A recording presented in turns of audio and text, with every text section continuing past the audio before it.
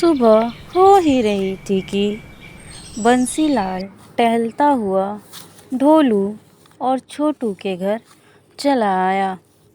तब ढोलू और छोटू सो रहे थे। बंसीलाल ने ढोलू और छोटू को उठाया। उठो ढोलू, उठो छोटू, सुबह हो गई है, उठ जाओ, देखो बाहर का नज़ारा, कब तक सोगे। इतने में ढोलू और छोटू उठ जाते हैं और तीनों बाहर आते हैं। ढोलू कहता है, वाह, आज की सुबह तो बहुत ही खूबसूरत है। छोटू ने भी कहा, अरे वाह, आज की सुबह तो बहुत ही अच्छी लग रही है।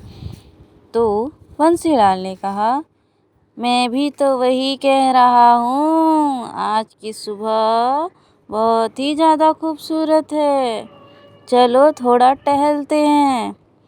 ढोलू और छोटू ने भी कहा, हाँ हाँ ठीक है, चलो। तीनों टहलने लगे। टहलते टहलते बाग में पहुँचे और कहने लगे, देखो देखो, वो फूल कितनी खूबसूरत दिख रही है। तो ढोलू ने कहा, वो लाल फूल तो सबसे अच्छी दिख रही है। छोटू ने कहा, हाँ, वो पीली वाली भी अच्छी दिख रही है। तो बंसीलाल ने कहा, मुझे तो सारे ही फूल अच्छे लग रहे हैं। छोटू ने कहा, हाँ हाँ हाँ, सारे अच्छे लग रहे हैं।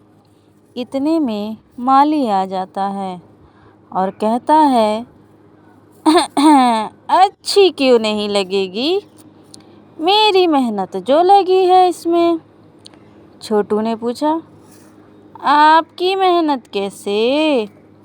तो माली ने जवाब दिया, हाँ, मेरी मेहनत। रोज सुबह उठ के इसे पानी देता हूँ, रोज इसकी सेवा करता हूँ, इसके आसपास हमेशा सफाई रखता हूँ, इसके वजह से ये इतनी खूबसूरत लगती है। इसकी जितनी सेवा करोगे ये उतनी ही चमकेगी। इसकी खुशबू भी कितनी अच्छी है। अरे वाह, मज़ा आ गया। छोटू ने कहा, हम भी सुगंध का मज़ा लेना चाहते हैं। तो माली ने कहा, आओ सुगंध ले लो। अरे वाह, मज़ा ही आ गया, इसकी खुशबू तो बहुत ही अच्छी है। बंसीलाल भी फूलों के पास आता है और कहता है, अरे वाह, सच में बहुत ही खुशबूदार है ये तो। फिर तीनों टहलते टहलते आगे बढ़ते हैं। चलते चलते तीनों सेठ से मिलते हैं। तीनों का मुस्कुराता हुआ चेहरा देख के सेठ भी मुस्कुरा देता है और कहता है, और कैसे हो तुम सब? आज बहुत ही खुश नज़र आ रहे हो तीनों। तो बंसीलाल ने कहा, हाँ, खुश होने वाली बात ही है, इतनी अच्छी सुबह, इतने खूबसूरत फूल देखकर तो कोई भी खुश हो जाएगा। तो सेठ जी ने कहा, आज खुश तो मैं भी बहुत हूँ, लेकिन तुम किस फूल की बात कर रहे हो? तो बंसीलाल ने कहा, अरे मैं माली के फूलों की बात कर रहा हूँ। माली का बाग बहुत खूबसूरत है। अच्छा, ऐसा है क्या? ऐसा सेठ जी बोले। सेठ जी ने ये भी कहा, क्या तुमने चुड़ैल के बारे में नहीं सुना? तो बंसीलाल बोला, कौन सी चुड़ैल? आप किस चुड़ैल की बात कर रहे हैं? तो सेठ जी ने कहा, लगता है तुम सबको उस चुड़ैल के बारे में नहीं पता। चलो कोई बात नहीं, मैं बता देता हूँ। गांव में एक चुड़ैल आ गई है, वो बहुत ही डरावनी है। उसने बहुत लोगों को गायब किया है वो हर खूबसूरत चीज़ को बर्बाद कर देती है। वो ना तो औरतों को छोड़ती है, ना जानवरों को, ना बच्चों को, और ना ही खूबसूरत पेड़ पौधों को। मुझे तो लगता है माली के फूल खतरे में हैं। हमें उन फूलों को बचाना पड़ेगा। हमें माली को जाकर बताना पड़ेगा कि उसके फूल खतरे में हैं। तो बंसीलाल ने कहा, हाँ, हमें तो बताना पड़ेगा, वरना वो चुड़ैल बाग को बर्बाद कर देगी। ढोलू और छोटू ने भी कहा, हाँ, हमें तो बताना ही पड़ेगा। चारों निकल पड़े माली की तरफ, ये बताने की उसके बाग को चुड़ैल से खतरा है। वो रास्ते में ही थे और चल रहे थे, लेकिन उनके पहुंचने से पहले ही चुड़ैल माली के पास पहुंच गई और जोर जोर से हंसने लगी। हा हा हा हा हा, मैं आ गई, देख, और अब मैं इस बाग को छोड़ूंगी नहीं। मैं भस्म कर दूंगी तेरे बाग को। मैं कुछ नहीं छोड़ूंगी, मैं सब बर्बाद कर दूंगी। मैं हर खूबसूरत चीज को बर्बाद कर देती हूँ। इतना बोल के वो चुड़ैल काला जादू फूंकती है। काला जादू फूंकते ही माली का बाग बर्बाद हो जाता है, सब भस्म हो जाता है। फिर वो चुड़ैल हंसती है, हा हा हा हा हा, मुझे रोकना किसी के बस की बात नहीं है। इतना बोल के वो चुड़ैल वहाँ से गायब हो जाती है और वो माली रोने लगता है कि मेरा बाग खराब हो गया। थोड़ी ही देर में सेठ जी, बंसीलाल और ढोलू छोटू माली के पास पहुंचते हैं और देखते हैं कि माली रो रहा है। फिर वो लोग पूछते हैं, क्या हुआ, तुम रो क्यों रहे हो और तुम्हारा बाग भस्म कैसे हो गया? तो माली रो रो कर कहता है, एक चुड़ैल यहाँ आई थी, उसने अपने काले जादू से मेरे बाग को बर्बाद कर दिया। उसने मेरे सारे सालों की मेहनत को बर्बाद कर दिया। अब मैं क्या करूं? इतना बोलकर वो जोर जोर से रोने लगता है। तो सेठ जी कहते हैं, अरे ये तो बहुत बुरा हुआ। ढोलू छोटू भी कहते हैं, हाँ, ये तो बहुत बुरा हुआ। फिर बंसीलाल कहता है, तो अब क्या करें? बाग तो उजड़ गई, अब क्या करें? तो सेठ जी कहते हैं, माली को तुम्हें अपनी बाग को दोबारा बनाना चाहिए। माली कहता है, ठीक है, मैं दोबारा अपनी बाग को बनाऊंगा। वो बाजार से बीज और कुछ फूल खरीद के ले आता है और उसे बोने की कोशिश करता है, लेकिन फूल लगाते ही सारे फूल मुरझा जाते हैं और सारे बीज गायब हो जाते हैं। चुड़ैल की काले जादू का असर कुछ यूँ होता है कि मिट्टी में बोया नहीं जा सकता। वो मिट्टी हमेशा के लिए बर्बाद हो चुकी थी। ये उस चुड़ैल के काले जादू का श्राप था कि ना तो फूल उसमें उग रहे थे, ना पौधे। ऐसे में माली फिर से परेशान हो गया और ज़ोर ज़ोर से रोने लगा, ये तो फिर से बर्बाद हो गई। अब मैं क्या करूँगा? मेरे पैसे भी लग गए और कुछ उगा भी नहीं। वो पैसे मैंने कितने मेहनत से कमाए थे, मेरे पैसे भी बर्बाद। और मेरी मेहनत भी बर्बाद। अब मैं क्या करूं? अब तो और पैसे भी नहीं कि और फूल और बीज खरीद सकूं और उसको बो सकूं। मेरे पैसे पानी में चले गए।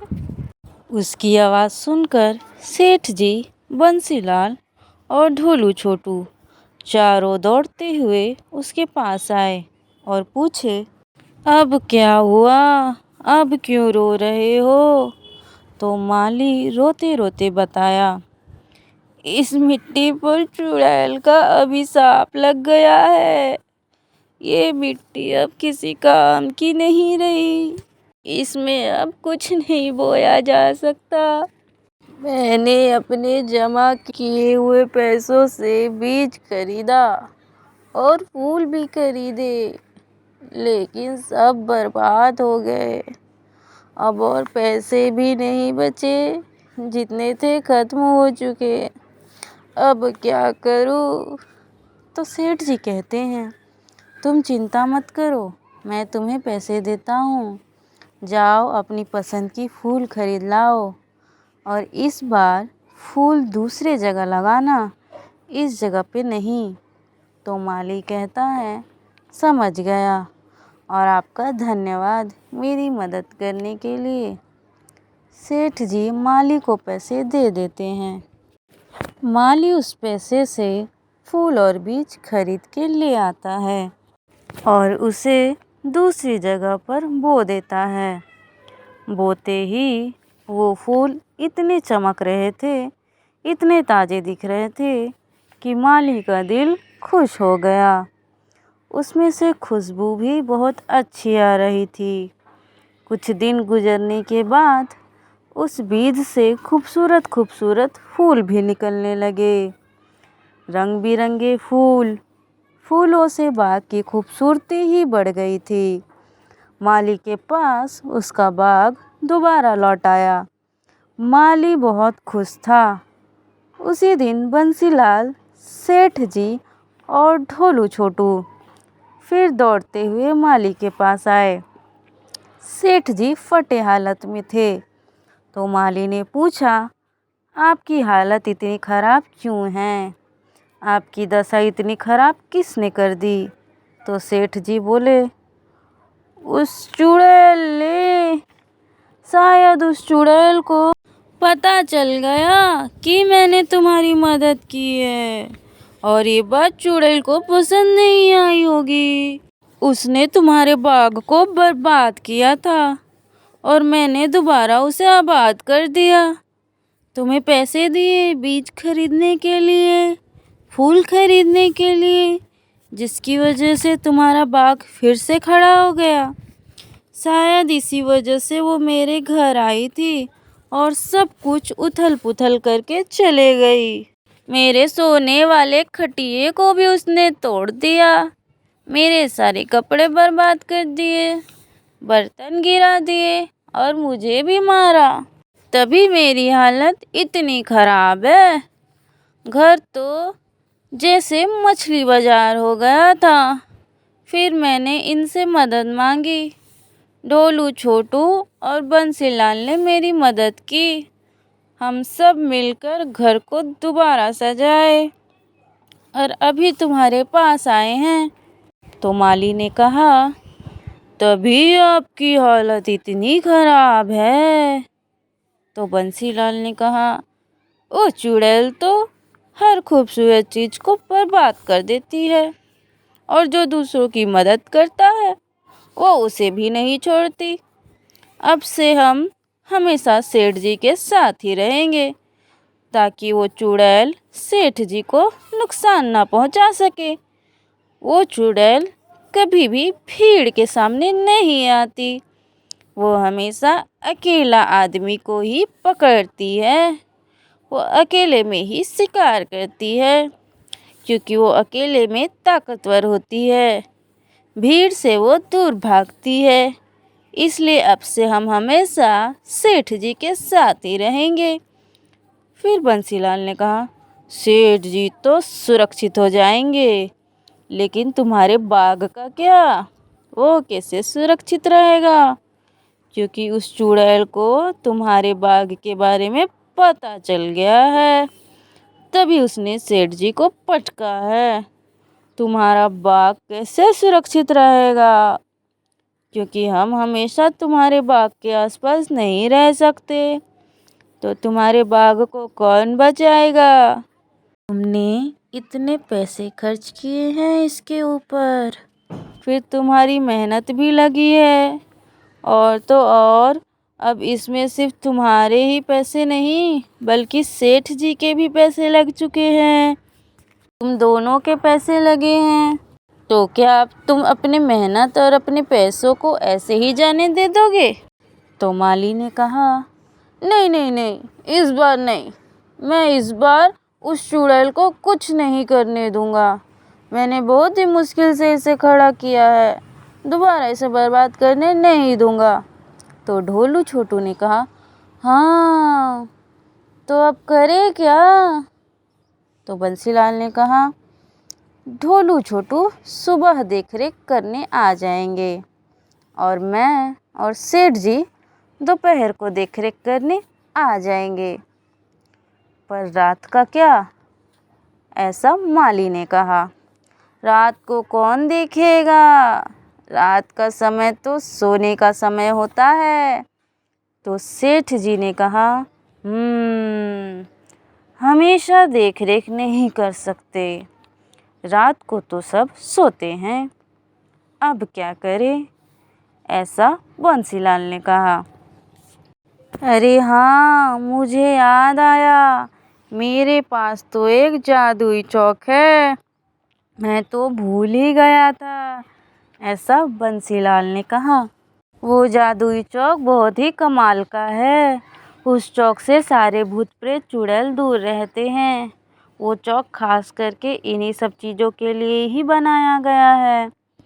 उसने माली से कहा, मैं वो चौक तुम्हें ला के दूँगा, तुम उस चौक से अपने बाग के चारों तरफ खींच देना, फिर वो चुड़ैल तुम्हारे बाग के आसपास भी नहीं भटक पाएगी। माली ने कहा, ठीक, मुझे जल्दी ला के देना, मुझे सख्त ज़रूरत है उस चौक की।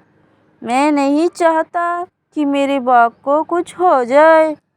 तो बंसीलाल कहता है, ठीक है, मैं अभी जाकर ले के आता हूँ। वो दौड़ता हुआ अपने घर जाता है और चौक ढूंढने लगता है। उसे चौक मिल जाती है और दौड़ता हुआ माली के पास आता है और वो चौक उसे थमा देता है। माली अपने बाग के चारों तरफ उस चौक से लकीर खींच देता है और सब अपने अपने घर निश्चिंत होकर चले जाते हैं। सुबह उठते ही बंसीलाल, ढोलू और छोटू तीनों मिलकर फिर से टहलते टहलते बाग के पास आते हैं और चमकदार फूलों को देखकर खुश हो जाते हैं। इतने में सेठ जी भी आ जाते हैं टहलते टहलते और कहते हैं, लो, मैं भी आ गया मज़ा लेने। और सब ठहाके लगा लगा के हंसते हैं और सुबह का मज़ा लेते हैं। You can download the application on Google Play or App Store, and you can visit our website mathslegends.co.uk.